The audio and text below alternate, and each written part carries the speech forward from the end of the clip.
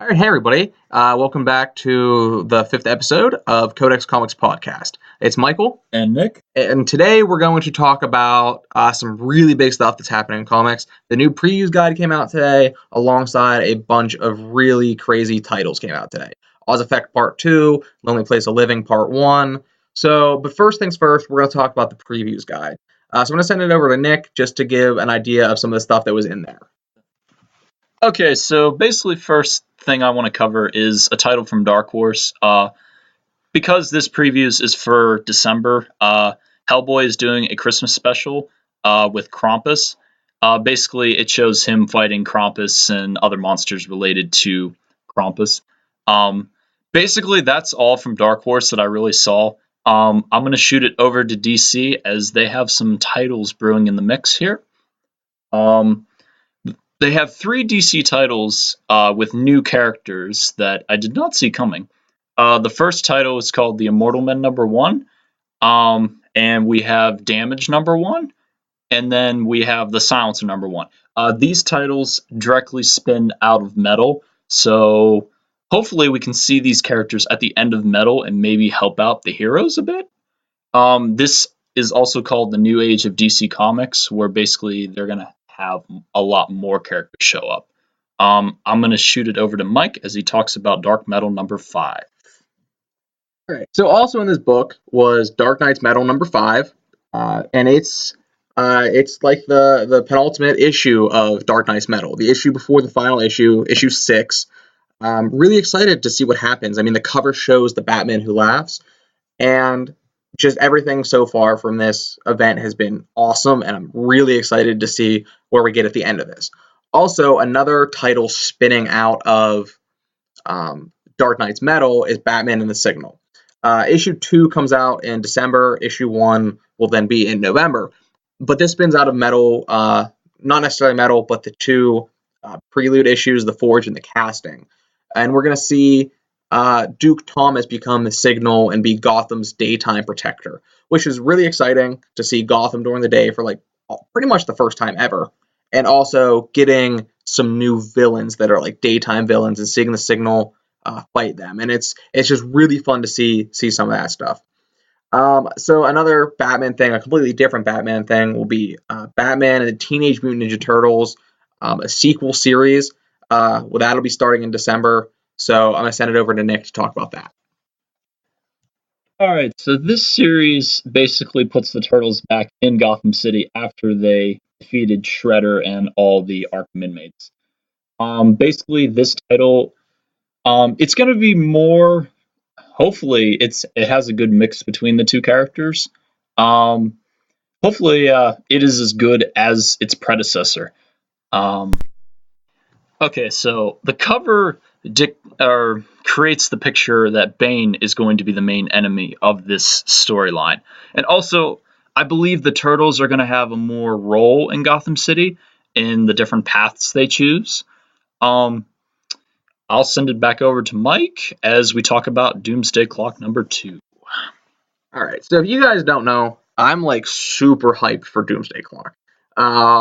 And so I finally finished Watchmen. Yeah, I know. It took me forever to finish Watchmen. So now I'm even like more prepared for Doomsday Clock. But anyway, this month's preview guide for December showed us the covers for Doomsday Clock #2. And it also advertises the fact that the Watchmen are finally going to meet the DC characters, which is going to be really, really exciting. I mean, like Rorschach and Batman is going to be awesome. I mean, even if like the Comedian comes back and we see that happen, Dr. Manhattan and Superman, but specifically this cover, the variant cover showcases Lex Luthor with the Watchmen Comedian button on his desk, and there's a mysterious hand on his shoulder that shows a gold armband bracer that obviously is going to be Ozymandias, but last time we said obviously is going to be Ozymandias, it ended up being Jor-El. So we'll see what happens there. But the main cover shows like some clown-looking costume type thing, and it also shows the Nostalgia brand cosmetics line from Ozymandias, who is Adrian in Watchmen. So it's kind of interesting to see what effect this cover is going to have on the storyline, and seeing the role Ozymandias has to play. I definitely think this is going to be the turning point for good guy Lex, and we're going to go back to the roots of Lex Luthor. Nick? Also, I think this issue is going to be really good because of if Lex Luthor does meet Ozymandias, basically you have the two smartest men of both worlds meeting in the same office. I wonder what's going to be said, honestly. Any thoughts on this, Mike? Yeah, I mean, it's going to be. I mean, having finally finished Watchmen and seeing what Ozymandias does at the end, like him in his own mind was the hero to humanity, and that's always kind of been like Lex Luthor's story. Like he doesn't trust Superman; he fears what Superman's going to do to this world. So in his own mind, him defeating Superman makes him the hero to humanity.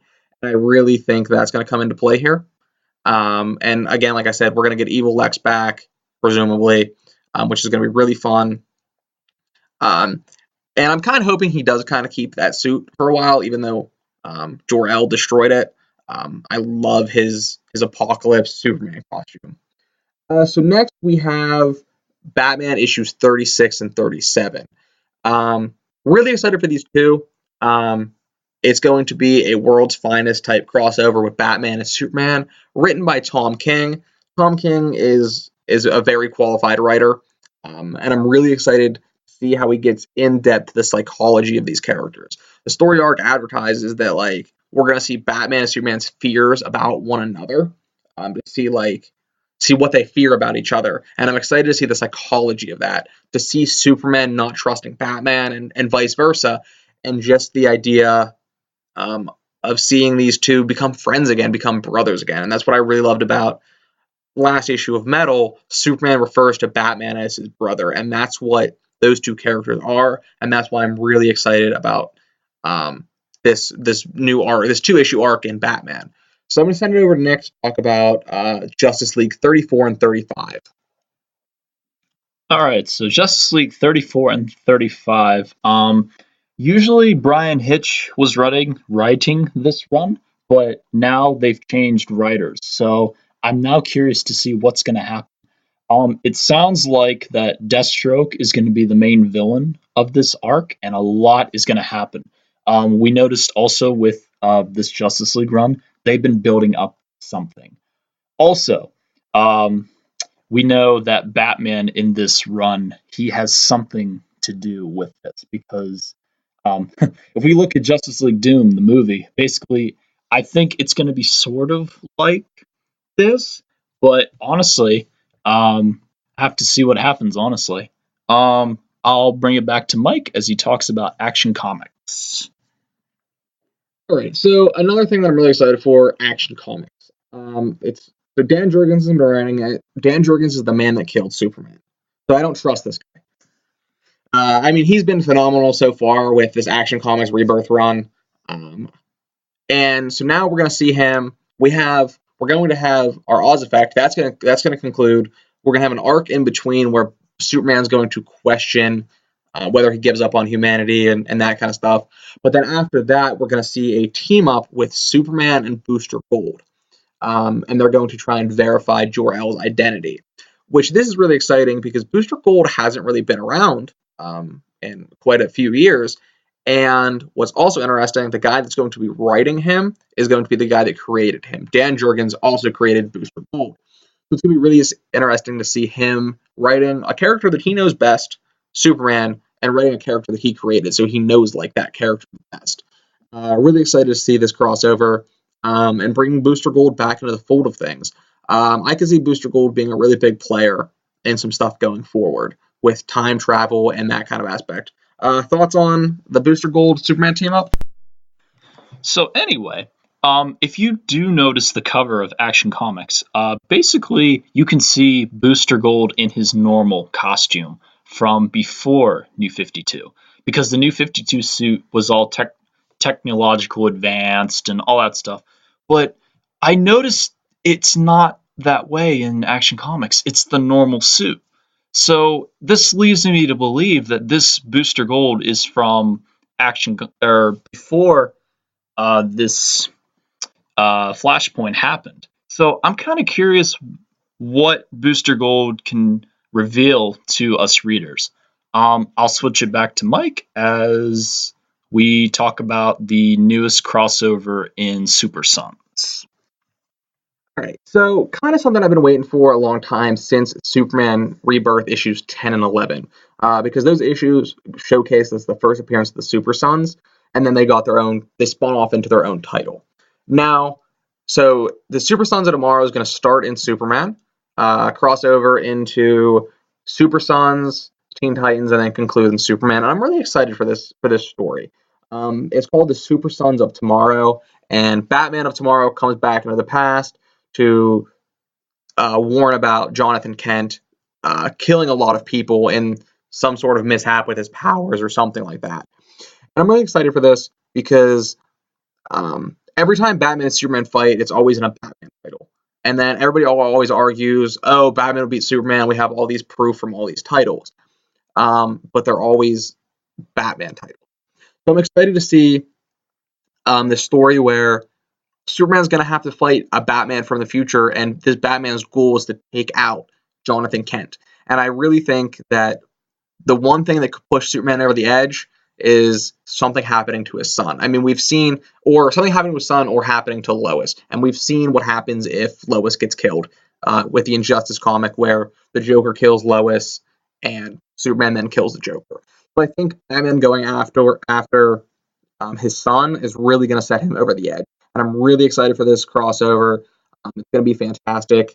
All these writers who are on board with this, I mean, the guys that are writing for Super Sons, they know the characters. And they know the characters, know what motivates them, and can just really get that dialogue down. So I think this is going to be a really, really fun crossover event. Okay, now jumping into more independence. IDW, basically, for all you zombie lovers out there, we got a new title called 30 Days of Night, #1. We also got, for ROM fans and Micronaut fans, they're actually putting them both in the same title, called ROM and Micronauts #1. And for all the Transformer lovers, we have an annual for Transformers TOR1. Basically, this annual is going to wrap up the series and put a nice bow tie on it, explaining a couple things from the last issue that was kind of beating around the bush in a sense, and it didn't really make sense. Now on to Image and Top Cow. Their biggest title that's coming down the pipe is Witchblade #1. They have a new Witchblade. From what I gathered, it's going to be a blonde and a complete new story with new writers and new artists. I will switch it back to Mike as he talks about Marvel and what's coming down the pipe with Venom Inc. and Amazing Spider-Man crossover. Yeah, so we're getting back into some classic Marvel stuff. I mean, Legacy #1 came out today, and we're going to be covering that a little bit later in this. So Spider-Man's going back to its original Legacy numbering, and recently Eddie Brock donned the symbiote again. So I'm really, really excited for this crossover. I mean, I've been craving a Spider-Man Eddie Brock type thing for a very long time now, since basically Eddie Brock quit being Venom years ago. And I'm excited to see Dan Slott take his hand at writing to be honest, and Venom's not that old of a Spider-Man villain. He's not one of like the classics. Like, I mean, he's become a classic, but he's not a classic like what Green Goblin and some of these other characters are. But I'm really excited to watch Dan Slott write this character because Dan Slott's been writing Spider-Man for a very long time. I disagreed with him on some of his creative choice with the character, but he definitely knows the character of Spider-Man really well, having wrote Spider-Man for this long. So I'm excited to see where he takes a Venom story. So I'm going to send it over to Nick and talk about some other stuff from Marvel. All right, so the next big title they're going to drop, it's called Phoenix Resurrection #1, which basically adult Jean Grey is going to come back, and the cover shows her as being Dark Phoenix, which leads me to believe that she's going to be a villain in this. Um, I'm pumped for this title because Jean Grey is one of my favorite characters, and her character is very complex, and she has this power that is very uncontrollable. But also, I wonder what's going to happen to adult Jean Grey from this title. But anyway, some of the other things also coming out of Marvel. We have Marvel 2-in-1, which basically puts the Human Torch and Thing back together from Secret Wars. We have Tales of Suspense number 100, which is going to focus on the Winter Soldier and Hawkeye trying to find Black Widow after she's presumed dead during Secret Empire. And now I'll bring it back to Mike as he talks about the Star Wars one-shot. So yeah, Star Wars, I mean, we talk about it all the time. We love what Marvel's doing with Star Wars and comics right now. We're getting another prelude into The Last Jedi called The Storms of Crate. Now, the Storms of Crate is the planet shown in the Last Jedi trailer where it looks to be like the scene from Empire with the AT-ATs and the speeders, but it's the planet with all the red dust that's been flying up and everything. Really, really excited for this. The cover features Luke and Leia, and I'm curious to see what role Crate had to play prior to The Last Jedi, because this is the first time we ever heard of Crate.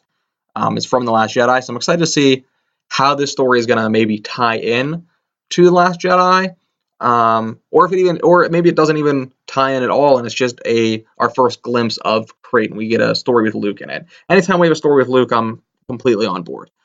But I'm excited for this because they've been handling The Last Jedi preludes really well. I just finished Captain Phasma, like 1 and 2, and we have 2 more issues coming out, and they were really, really good, and really setting up some stuff and explaining stuff setting up for The Last Jedi. So I'm really excited for the Storm of Crate and to see how that's going to tie into The Last Jedi.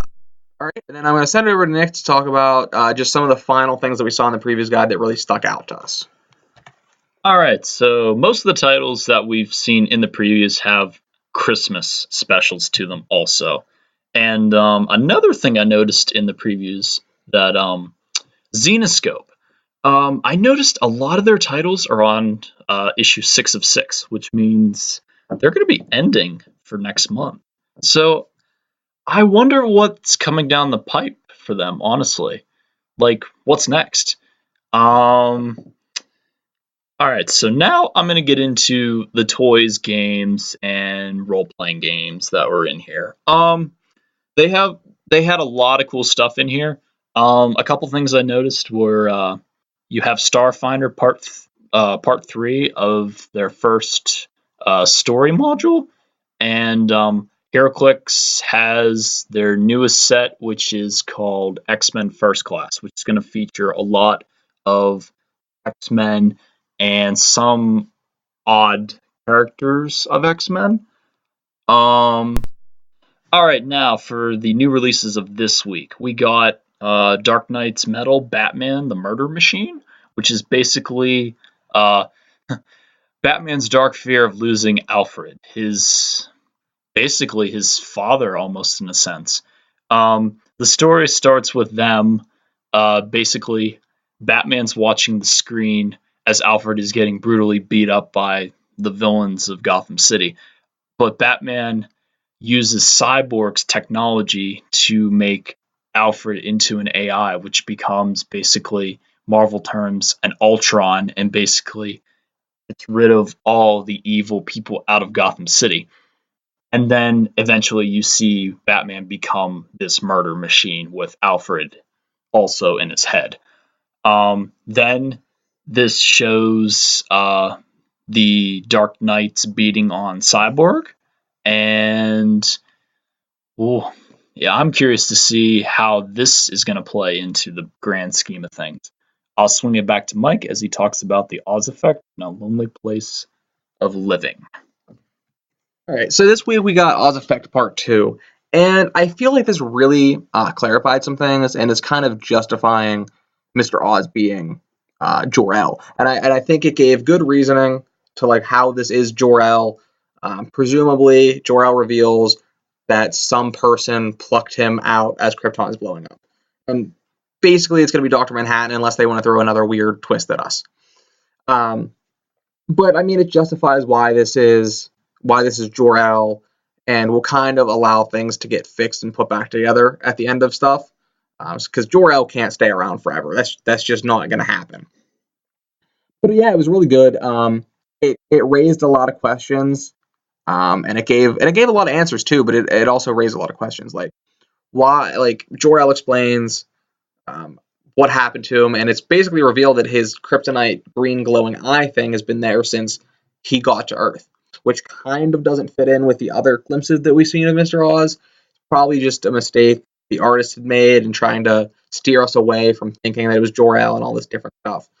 Um, but that's just kind of something weird that stuck out to me.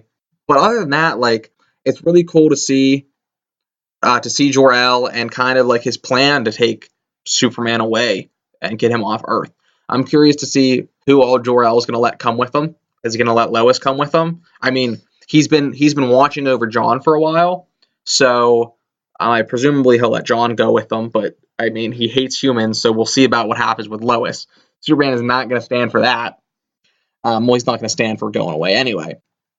But yeah, it was a really good issue, and I'm excited to see some more of the stuff coming in with that story. But then, not necessarily a direct tie-in, but it does tie into the story, is Detective Comics with The Lonely Place of Living. It was really interesting to see Tim Drake be like Tim Drake. I mean, Dr. Manhattan's questioning him and all this stuff, and Tim's just using it as a distraction. It's also fun to see that Tim Drake's origin story is kind of aligning back to what it used to be back before the New 52. Really great to see that, and the story's making me fall in love with Tim Drake. The big reveal that one of the mystery pit prisoners was Tim Drake as Batman from the future. Really cool to see. I mean, not exactly one of the twists I wanted. I'm thinking that we're going to get a return of Superboy Connor Kent by the end of this, or maybe another prisoner being locked up is going to be one of the Watchmen characters, Rorschach, or I mean, even Ozymandias or somebody like that. I think that we're going to see one of them locked up by Jor-El because he seems to be a pawn of Dr. Manhattan in this whole plan of things. But it was really fun to see Tim Drake just being Tim Drake against Jor-El and kind of the revelations of what's happening there and kind of what leading into understanding what Jor-El's master plan is. So I'm going to send it over to Nick to just give his thoughts on everything that happened there. All right, so one of the main thoughts I had about the Oz Effect first was, come on, Manhattan, like you should save Laura L too. Like, come on, that's just cold of you. Anyway, basically, this was a pretty good explanation to some of the stuff, but I felt like it did give more questions than answers, unfortunately. But we'll have to see what happens to Jor-El in this story arc. Now, A Lonely Place of Living, this is definitely a story that touches base with Tim Drake's origins and stuff. But I kind of want to see who's still locked up inside Oz, who's collected, because whoever's been locked up by Mr. Oz, it probably has a pivotal role in what is to come. And how are both Tim Drakes going to fight Doomsday? Like, how? How in bloody blazes are they going to fight Doomsday? But basically, that's my thoughts on the matter. Back to you, Mike. Yeah, so I mean, basically, you said everything pretty well too. It's just excited to see how this goes forward. I mean, I just finally read Lonely Place of Dying. So I'm excited to see what kind of crossover and connections that story is going to have to this new story. I mean, the covers are obvious homages to that story, and I mean, the opening panel was an homage to that story too. So I'm excited to see how that goes. So I'm going to send it to Nick to talk about probably arguably the biggest title that came out this week, Marvel's new relaunch type thing that's starting. Marvel Legacy, the one shot #1 came out today. So I'm going to give it to Nick to talk about that. All right, Marvel Legacy #1. Yeah, it's a big deal because Marvel they're trying to sort of give the Marvel universe a reboot here. Um, This issue goes all over the Marvel Universe and covers a bunch of characters. And one of the big things that dropped in this issue was Wolverine is back. Basically, he cracked out of his adamantium casket, in a sense. The next big reveal that they had in this issue was the Infinity Gems are back, which we saw were destroyed when Captain America tried to stop an Earth colliding into another Earth. So I'm curious to see what the Infinity Gauntlet will play with this. And also, this issue also covers the BC Avengers, which basically some of the members are Odin, Phoenix. You have first Iron Fist, first Black Panther, Agamotto. I think that's going to be a really cool title because like this shows the original cast of Marvel that were in like the Stone Age, basically. Um, Also, this issue, I said it covers a bunch of characters. Basically, they also reflect the art styles that are shown in these issues, also. So we'll just have to see what these characters will get into. Yeah, I was going to give a couple words about Marvel Legacy. I haven't really gotten a chance to sit down and dissect it and read it yet. I flipped through it. Some of the things I'm really most excited about with Legacy right now is I've said it before, Peter Parker going back to Peter Parker, um, and just having the Parker luck and all that kind of stuff again. I'm also really, really excited for the BC Avengers. I think all the characters that they chose for this story made sense because these are characters that would exist in the past. They didn't pull like a typical like comic book industry thing where they're like, "Oh, Spider-Man's our most popular character. Let's shove him back in time for no reason that doesn't make any sense with the story." There's no radioactive spider to bite him in BC. I think the characters they picked to make up the team of Avengers really make sense, and I'm excited to see where the story goes and how it's going to tie in with the future of Marvel because it's definitely going to have some sort of connection, whether it be with the Infinity Stones, the Tesseract, the multiverse, anything like that. It's going to have a connection, and I'm excited to see where that goes. All right, so to wrap things up today, we're going to go over our picks. So first things first is my comic pick of the week, which will be Action Comics 988, Part 2 of the Oz Effect. Like I said before, really great issue that answers questions and makes me understand why it's Jor-El, explaining it really well. And I'm excited to see later issues where we get more into his motives and stuff. But the art in this issue was solid. The writing was solid. Everything was just really, really good about this issue. And the lenticular covers for this Oz Effect thing are phenomenal. My trade pick of the week. It's kind of hard to buy this in a trade right now, so I'm going to say my story pick of the week. I mean, they haven't reprinted this trade in a while, but I think we're going to get it reprinted here soon. My pick for that is A Lonely Place of Dying. I finally picked this up and read it because of Lonely Place of Living happening, and it's really, really good. I mean, just seeing the effect that losing a Robin has on Batman and having somebody explain that to him and trying to get Batman to become Batman again was awesome. I think Tim Drake's origin's really good, and seeing Nightwing too was really cool in that, and seeing Tim Drake's detective skills, him deducing who Batman was and who Nightwing is, just really shows who that character is. Something new we're doing this for this week because the previews guide came out. We're going to do a pick of the week from the previews guide. My pick this week has to go out to the Dark Knight's Metal t-shirt. This t-shirt's the one that was from Comic-Con, where it's like a concert tour. Has the logo on the front, and then on the back it has the tour dates, which is just when each issue of this comic comes out.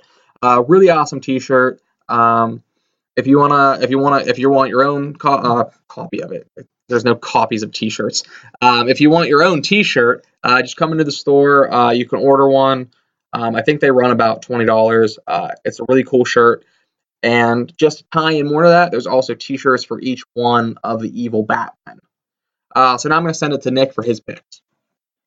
All right, so my comic pick of the week has to be Marvel Legacy. Well, I'm not going to really explain because I covered that earlier, but basically, I haven't been more pumped for Marvel since Infinity came out all those years ago, which hopefully this gives Marvel the jumpstart they need to make good books again. Well, not saying they don't have good books, but a lot more good books, let's say. Um, my trade pick of the week has to be Watchmen because of this Doomsday Clock that's coming and all these tie-ins. It just this I have to refer to this Doctor Manhattan scene in the book, which is issue 4, I believe. Which basically, I think there's a line in there saying that Doctor Manhattan can occupy multiple times at the same time, which leads me to believe that while he's in Watchmen doing his thing, he's actually in our universe doing something too. So I want to see Manhattan be like looking at the DC universe in a sense while he's like fully becoming Doctor Manhattan. My preview pick has to be this pop figure. It's a Ghost Rider figure, but it's an exclusive Previews Plus figure, which also includes his motorcycle, and it looks really awesome because it's him on the bike. He's got the chain and the flames. It looks absolutely gorgeous. All right, so to wrap things up here, I'm gonna just talk about our events that are going on. First thing first is this weekend is Potato Fest, September 21st. It starts at 9 and it goes till 5 o'clock. Also, the Mount Aloysius College is having a charity comic book convention, which is Saturday, October 21st, and that runs 10 to 5. And then on Saturday, October 28th, we are going to have our Halloween Comic Fest at the store, giving away free comic books and just some Halloween activities. Also, at the store, there's going to be a sale running October 2nd. Just keep checking the Facebook page and the website for more details on this. So we'll see you next week, and hopefully that's another big week for comics.